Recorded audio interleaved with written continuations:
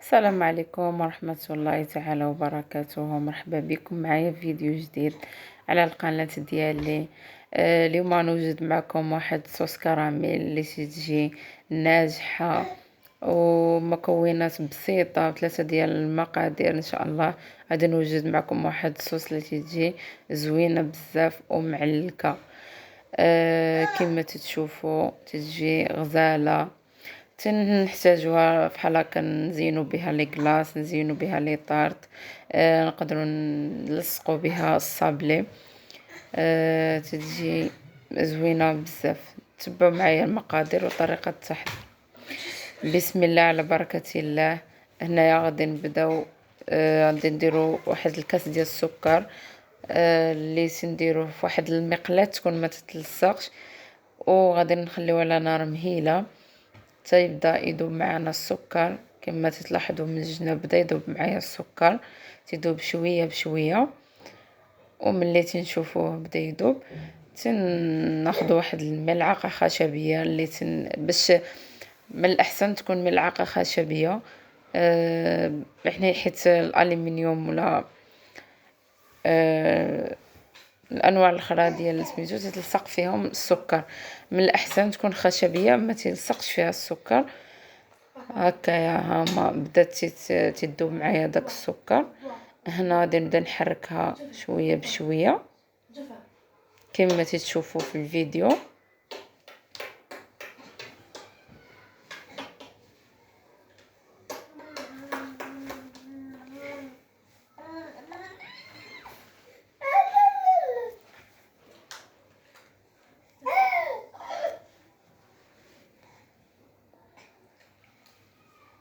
صافي كما تشوفوا هنايا بدات يذوب معايا داك السكر.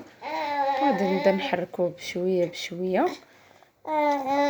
غير يبدا يذوب معكم السكر بداو تحركوه باش ما تحرق لكم من حتى شي بلاصه، وطلق لكم المرورة في الكراميل ديالكم وما يجيش زوين.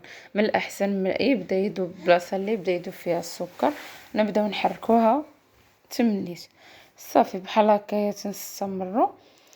واخا تشوفوه بحال هكا يتحجر داك السكر، من بعد ملي غادي يسخن مزيان ويبدا يذوب غادي يتفاعل مع بعضياتو، غادي يذوب كامل ما يبقى حتى شي حاجه يعني بحال هكا قاصحه ولا. صافي تنستمروا بحال هكا دائما مع التحريك. انت نخلي معكم يعني جميع المراحل باش تستافدوا من الفيديو ان شاء الله، ويكون يعني تكون نتيجه. صافي نبقاو نحركو شويه بشويه حتى تيذوب معنا داك السكر كامل.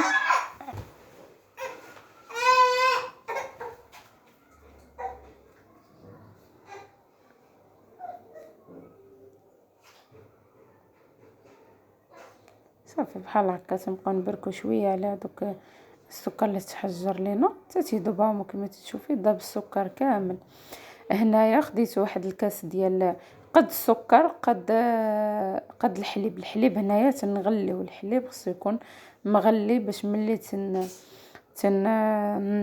نديروه نزيدوه على داك السكر اللي داب لينا ما تيطلعش لنا الطشاش على وجهنا ويحرقنا. هنايا تنضيفوه بشويه بشويه كميات يعني كما تشوفوا معايا في الفيديو تنزيد جغيمه بجغيمه باش ما باش تتحكم في السكر ديالك وتبقى يعني تيذوب داك السكر شويه بشويه. هنايا كما تشوفوا السكر تيدير هاد المرحله ضروري. هنايا السكر تيتجمع فيها. تنبقاو نحركوه بشويه بشويه حتى نعطيوه الخطر ونعطيوه شويه ديال الوقت ونبقاو نحركوه. صافي بحال هكايا. علاش قلت لكم ملعقه خشبيه باش ما تلصقش فيها السكر بزاف. دابا كون كانت معلقه اخرى الالومنيوم ولا هذا غادي يلصق فيها السكر بزاف. هنايا من بعد ما داب هو كما تشوفيه هو عقد معنا داك الكراميل ديالنا. صافي هنايا هو عقد لينا. غادي نضيفو واحد المعلقه كبيره ديال الزبده من الاحسن تكون من اصل نباتي.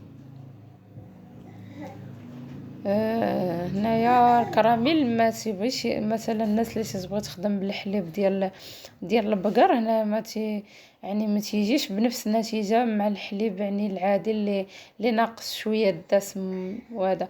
لان فاش ديروه بالحليب ديال البقر كامل الدسم تيكون لينا واحد الحجيرات في الكراميل ديالنا. هنايا تنستمروا بنفس الطريقه، تنبقاو نحركوا في ديك الزبده مزيان حتى تدخل في المقادير ديالنا مع المقادير باش ينسجموا مع بعضياتهم. صافي بحال هكايا، يعني طريقه سهله ماشي معقده. صافي تنبقاو نحركوها مزيان مزيان حتى عقد لينا داك الكراميل. هنا بالنسبه للناس اللي تتبغي الكراميل يكون مفتوح، هنايا في هذه المرحله هذه بالضبط تزيدوا الشكلاط الابيض، يعني على حسب متوفر من 7 القطع 8 وانت طالع، يعني باش يجي كراميل مفتوح. واما عقد يعني ماشي بالضروره شكلاط باش يعقد، هو تيعقد بلا شكلاط. صافي بحال هكايا. هو هنايا يعني تسنيتو تبرد ووريتكم النتيجه كيفاش جا. يعني بحال هكايا هو الكراميل واجد، يعني طريقه سهله وفي نفس الوقت تيجي زوين بزاف، احسن من يعني اننا نمشيو نشريوه. هو ممكن ان نصاوبوه يعني بطريقه اللي سهله. كما تشوفوا هو ناجح، وهذا ممكن انكم تزينوا به كما قلنا. يعني لي كلاص الاغلبيه دابا تنحتاجوه لي كلاص في هذا الصدى هذا. ان شاء الله غادي نوجد معكم كلاص ديال النوغا، نوجدوه بهذا الكراميل اللي وجدنا.